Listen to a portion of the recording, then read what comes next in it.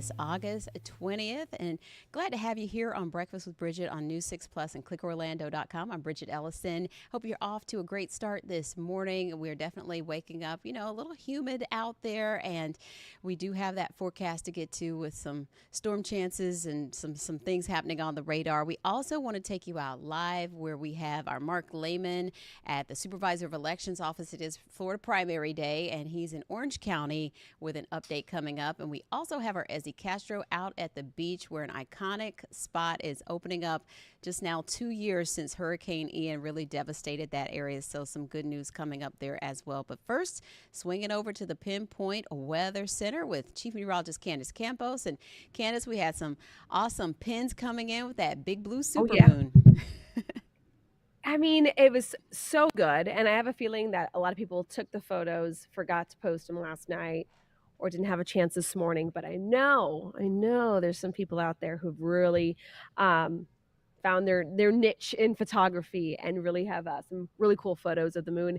If you happen to miss this supermoon, don't worry. We still got 3 more in the next 3 consecutive months. So we have another one in September, October, and November. So we'll have plenty of supermoons to go around here in Central Florida. So there you go. There's some good news there. Mm-hmm. So and let's you have talk some about things happening on the radar too today. Yeah, we have some rain right now on the radar. Now, the good news is Bridgett, is most of it is really starting to weaken pretty quickly as it approaches Sumter County and Marion County. But it is enough rain, though, unfortunately, to kind of wet the roadways just a little bit, making them a little extra slick this morning. So if your travel plans take you along 75 in Marion County, Sumter County, there will be those areas where we do have some of those wet roads. Let's take it to the map, show you what's going on. Here are your weather headlines for today. Cold front is nearby, not cold weather. The cold front is nearby. It's going to stall out just over Central Florida, just enough to keep the nice, comfortable, dry air to our north. We're going to stay ahead of that. Warm, muggy, stormy weather will be back into the forecast throughout the rest of the week, with rain chances going up to about a 60 to 70%. And by the way, we are still tracking Hurricane Ernesto, although of course it is not a concern for us as it remains in the northern Atlantic. It will still be roughing up our surf. We still have some residual rip current concerns in and around our beaches for today. This is our radar right now. You can see a lot of the action is falling apart the moment it kind of crosses into Sumter and Marion County. So the good news is that it's weakening. Bad news is it happens at 7:30 in the morning along 75, where we don't need any more water on the roadways to for instant chaos, right? That's what we always say. Add water for instant chaos on the roadways. Temperatures, though, are going to be still in those upper 70s to low 80s. So it's a warm, muggy start. Some areas like Sumter and Marion dealing with some rain. And this is a setup. You can see all of that dry air just to the north. Wouldn't that look nice if it just settled here in Central Florida? Unfortunately, it's not. We're going to continue to see most of that dry air stay up to the north. Whatever dry air we will have will be a very thin layer, and it will be pretty much eroded away from our afternoon showers and thunderstorms today. You can see where that cold front goes. It goes from south and kind of retreats back north, brings a low in, sags it back over Central Florida. And look at Florida. We'll continue to see the yellows and the reds popping up each and every afternoon. And it's basically this front and that low continuing to surge in that moisture and those rain chances. So we really will see our rain coverage elevate a little further come Thursday and Friday, with their chances at about a 60 to 70%. I joked yesterday that it is a guest that is overstaying its welcome, and that certainly is the case, because the same front we're talking about on Tuesday morning is the same front we're going to be talking about Friday morning. So there still will be a lot of moisture to get through in the forecast, which some areas still do need it. We had a little bit of a dry stretch. So if we can get some rain on some of our crunchy grass, that would be nice.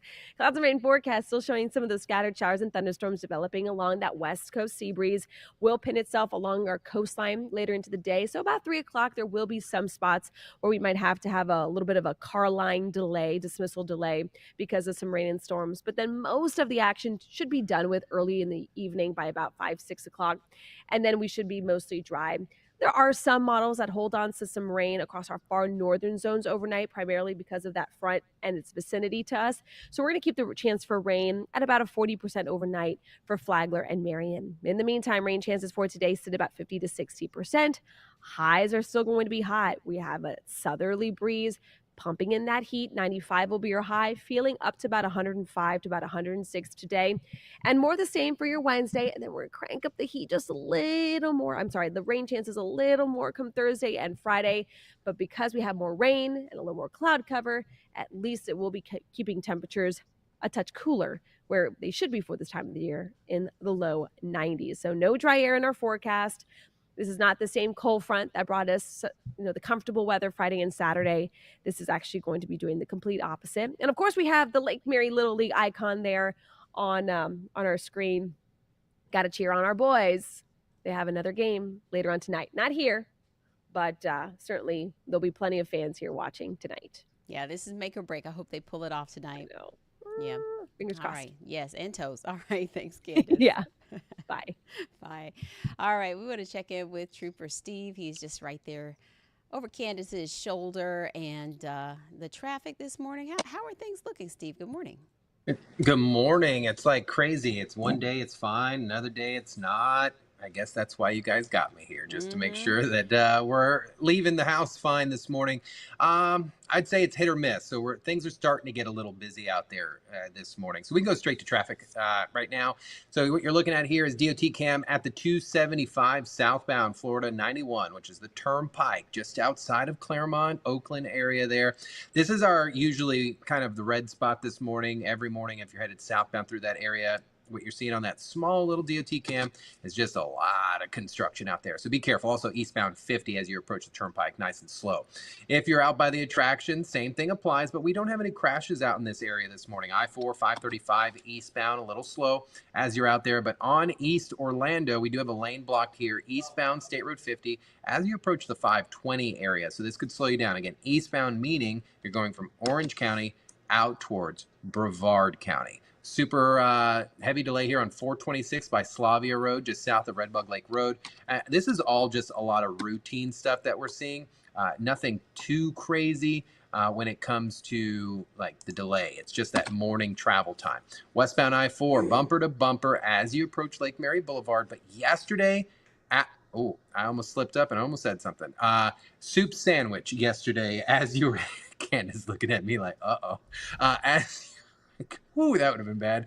As you're headed westbound there this morning, we're in much better shape than we were yesterday. A crash yesterday out there at Lee Road really set us up for failure. You can almost look at this map and tell me where are the school zones. You could see one there in Lockhart on OBT by Claricona Ocoee, and the other one right there off of Edgewater by Parr. So our school zones are hot this morning. And so what else is hot?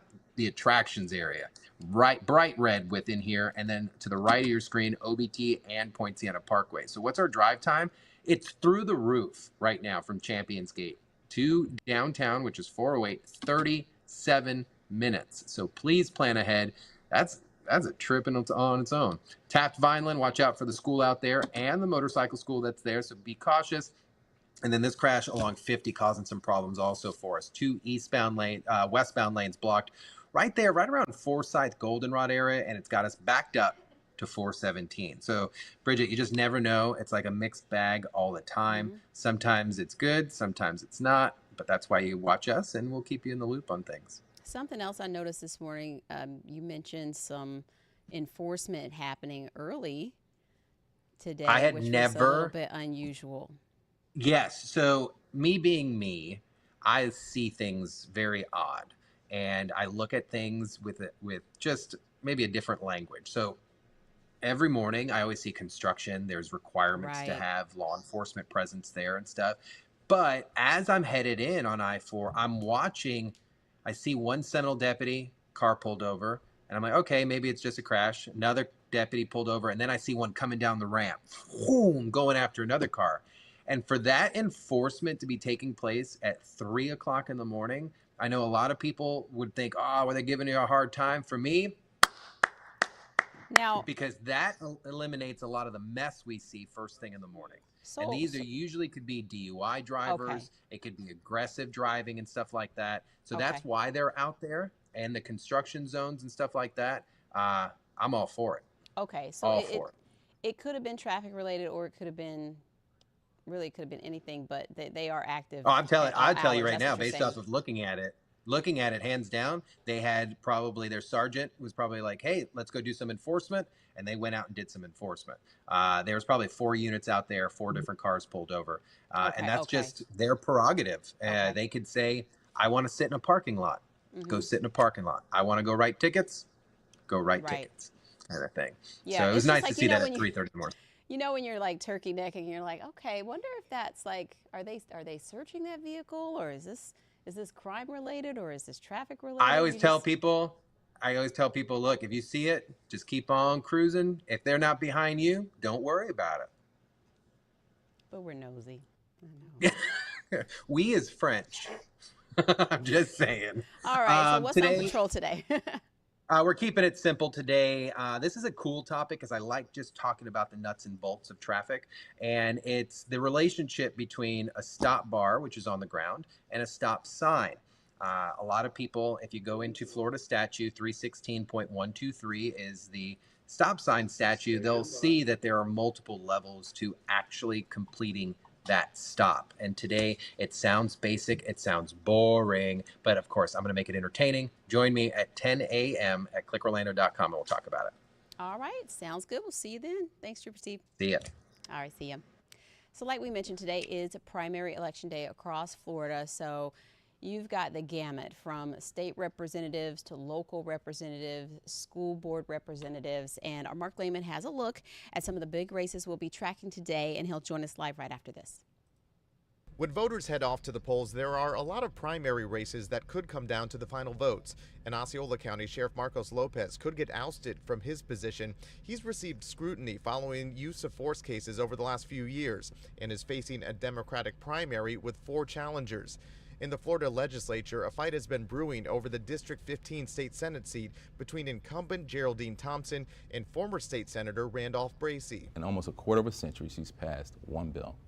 She has no appropriations to speak of. In the last session, I got $250,000 appropriated. The U.S. House District 8 seat is up for grabs after Congressman Bill Posey announced his retirement. 3 Republicans are running in the conservative district along the Atlantic coast. The only statewide race is for U.S. Senate. 4 Democrats are looking to challenge Rick Scott. He's also facing 2 primary challengers, but is expected to easily make the November ballot. Election officials, meanwhile, are focused on transparency, like in Orange County, where cameras are being used for the ballot process. As we get ready to go into November, my goal is to have tens of thousands of people logged on to the live stream so that way they can see this democracy unfold real time.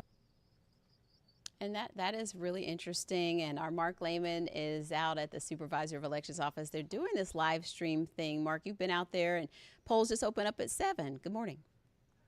Hi, good morning. Yeah, it's been a busy day so far here at the Supervisor of Elections office in Orange County. We saw election workers early this morning before sunrise. They were getting all the materials they need, heading out to the precincts, making sure everything was ready to go when the polls opened up at 7 this morning. And here in Orange County, like you saw in my piece just there, Supervisor of Elections Glenn Gilzine has been trying to make sure that the entire process is transparent for everyone in Orange County. He wants to make sure that voters can see the ballot process, and it's very important as election integrity is an important issue when we talk about the trust in the system and voting when people go out to cast their ballots.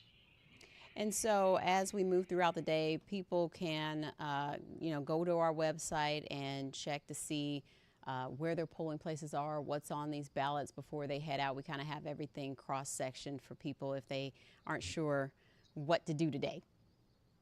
Yeah, the voters should have gotten their sample ballots in the mail weeks ago. They would have been able to review those before heading off to the polls. But when they go to their precinct, they can see the ballot and go over everything as they're about to cast their vote. Now, today again is a primary day, meaning certain races, if you're a registered Republican or Democrat, you may only be able to vote in those races. Like, say if it's a Republican race, you can only vote for Republican or Democrat.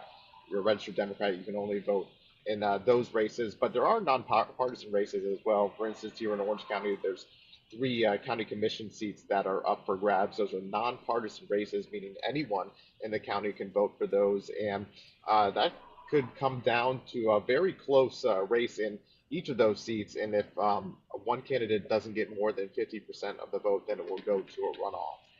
Okay. So even if you're non-affiliated, you could come out and vote for just those.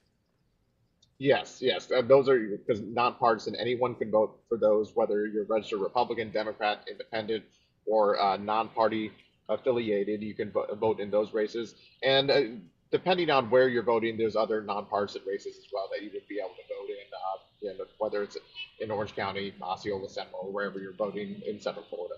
All right. So are you going to hang out there, Mark? Or are you going to head over to some other polling sites? What's up next? Yeah, we're going to be here for a bit. We're going to have crews at other polling sites throughout the day, kind of keeping an eye on the process, checking in with voters to see why it's important that they showed up to the polls today. Again, probably the majority of votes have already been cast in these races, as we've seen in recent years that early voting has been an increasingly popular option. But there are still some that believe that they want to cast their vote on election day, kind of like an old school type of process, that they want to actually go to the polls on election day, cast their ballot, put it in the slot, and like have it be counted that day. So we'll be talking with those voters as well as they go off and head to the polls. And there's some very interesting races that we can see shake out today. Like I mentioned in my piece, the Osceola County Sheriff's race. That could be interesting because we could have a new sheriff in Osceola County.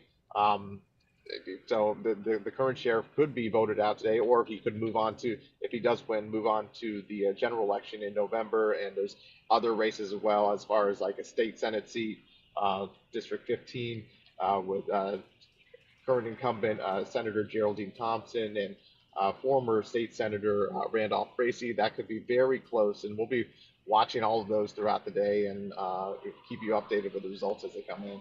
For sure. It'll be interesting to see how many people actually tap into that live stream or are curious about that too, since that's a new thing. So. Oh yeah, definitely. Yeah, it's very good to have that transparency, so people can watch that. And then I think a lot of people will be curious as well, just seeing how that all plays out, and it's interesting to see the process as it happens live in front of you. Yeah. All right, Mark. Well, thank you so much. Live out there at the Orange County Supervisor of Elections. We'll check out your reports and updates a little bit later today. Take care. So we, again, have that special evening coverage that begins tonight at 7, goes from 7 till 8, and you'll hear the race results coming in live. We'll also talk to the winners as well. You can get all of that analysis from the experts to find it online and on air. ClickOrlando.com, News 6 Plus, and YouTube. Results 2024 tonight beginning at 7. So we want to swing out to the beach now because our Ezzy Castro has the plum assignment this morning. She is out at the Krabby Joe's, opening up after 2 long years. Hurricane Ian really tore things up out there, the day and is finally it has here. been a Krabby long Joe's time in coming. Daytona Beach And Shores so will we be want to take a opening look its at her doors for the story, first time showing in what's 2 happening years now that they're after finally Hurricane reopening. Ian. The day is finally here. Krabby Joe's in Daytona Beach Shores will be opening its doors for the first time in 2 years after Hurricane Ian damaged the restaurant that's part of the Sun Glow Pier. Days after the storm, News 6 spoke to the operations manager about the type of damage they were dealing with. We've endured some, 20, 60, 100-foot losses towards the end of the pier, but never all the way up to the building, never the bulkhead. Those are pretty big losses. Alex Barche explained rebuilding the seawall was an obstacle, and they had to wait 6 months after Ian for state approval to begin reconstruction. News 6's investigator Eric Sandoval followed up with Barche last year, and at the time, Barche still didn't have a reopening date. The seawall is probably our biggest hang-up because all of our utilities have to run through the seawall, so we can't do. We've gotten FP&L on board. We have a transformer dropped off, but we can't run an electrical line until the seawall's in, and we can't run a gas line until the seawall's in. We can't run water in. Morning, and tell us what's happening, Ezzy. Hey, Bridget. Can you guys hear me? Yes, you look great. All right. Okay, here we go. We're at Krabby Joe's. I'm going to turn this around. Look at this line right here. Wow. Woo! Yeah, everybody wave hi. Hi. Woo! I've made some friends out here today. They are yeah. excited. Some of them got here before sunrise just to kind of be first in line. So this is very exciting. I mean, we're talking about nearly 2 years. This restaurant that's near and dear for a lot of people has been shut down because of Hurricane Ian, because of the pier. It was damaged because of the hurricane. So it's taken a lot of work, a lot of time, a lot of permits for certain things. I mean, you can imagine. So a lot of people are just so excited. They're so happy to be here. Yeah, I would imagine so, because it's just like such a part of your routine and your, where you see your friends every day, and of course the staff Yeah. and all the folks who, have been waiting to get back to work there. It's been a heart wrenching Yeah. time. I mean, 2 years is a long time to go without And this. I'm glad you mentioned the workers, because I was talking to one of them, and I asked her, I said, what have you been doing for the last 2 years? And she said, we've all just kind of, got another job in the meantime, but we were just waiting to come back. So Yeah. a lot of the old, not, I wouldn't say old, but like everybody from the former staff, they came back along with some new staff that are starting now for the opening. But I mean, it's just very exciting. I mean, my friend over here, she's from Winter Garden. Ask She her is what from her Winter favorite Garden. is. Ask her What's what your her favorite is. here? You said the omelets. She said the omelets. Ooh. You love the omelets. Omelets, anyone? Anyone fan of the omelets? And the coffee? Crab cakes. Crab cakes. Crab Of cakes, course. coffee. It's Krabby Joe's. Yeah. So- Oh, that's awesome. So are you and Marcus going to hang Yeah. out? Are you going to eat there? Like, what's the plan? I hope you get to eat while you're there. I don't know. The plan might not be for me to eat here, unfortunately, but we're going to try to stick around as long as You we need to be able to eat there so But you can say, I checked, and I it's even know. better than before, right? I know. And look, I'm just going to give you a walk here, because I'm going to take you to the back of the restaurant, to the back where the pier is, so you guys can get a glimpse of how amazing this looks right now. But here we go. Check it out. Look how gorgeous this is. Can you guys see? So nice. Plenty of seating. Look at that. Yes. Oh my goodness. Better than ever. This is the life right here. Mhm. Hi, ladies. Say hi to New Six. Everyone's so excited. Good morning. Awesome stuff. Well, so happy to see some good news out there with you, Ezzy, this morning, and hope everyone has a great day at Krabby Joe. So they're back up full steam 7 days a week. Breakfast, lunch, and dinner. It looks like it. Breakfast, lunch, and dinner. We keep talking about this. My stomach is going to keep rumbling. I know. Well, I'll let you run. Maybe you can grab a bite. But thank you Okay. so much for that update from there at Krabby Joe's. Back Sounds open today. good. All right. Take See care. ya. Bye. So we're going to go to a quick break. Then we're going to check in with the Little League World Series. Our Justin Wormuth is there.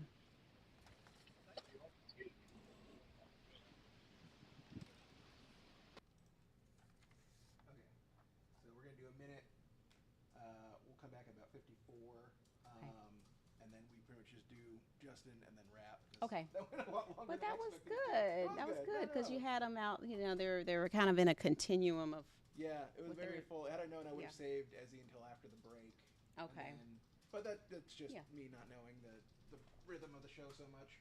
It's free flowing. Yeah. About 30 out. Let me come here.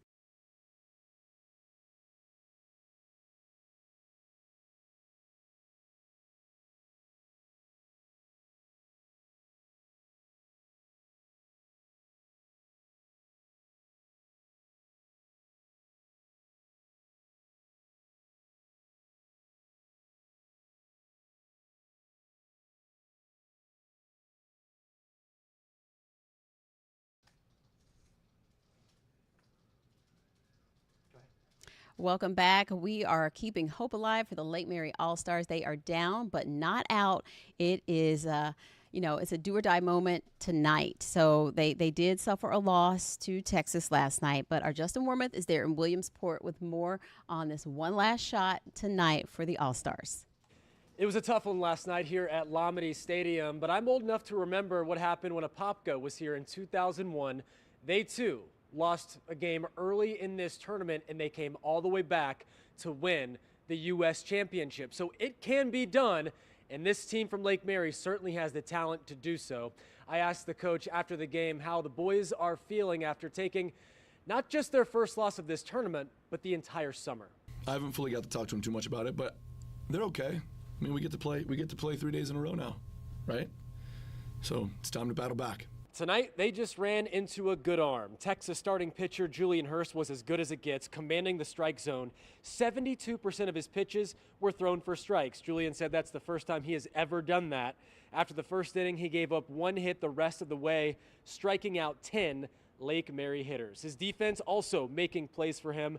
Just an all-around dominant performance. And by the way, that pitcher from Texas also had 10 strikeouts against Pennsylvania earlier in the week. But enough about them. It is on to tonight for Lake Mary. They face Staten Island, New York at 7 o'clock. We'll be here rooting them on. For now, reporting in Williamsport, Pennsylvania, Justin Mormouth, getting results, News 6. Really hope they can pull it off. I know we are all, sending our love and our hope and prayers. So meantime, make sure you go over to our insider page and enter to win yourselves, because we're giving away tickets to Disney on Ice. We're also giving away tickets to the Kennedy Space Center Visitor Complex. So make sure you check that out. It's free to be an insider, and you can enter win those contests as much as you want through August 25th and August 26th. So that's going to do it for breakfast. I'll see you at noon and back here tomorrow for more. Take care.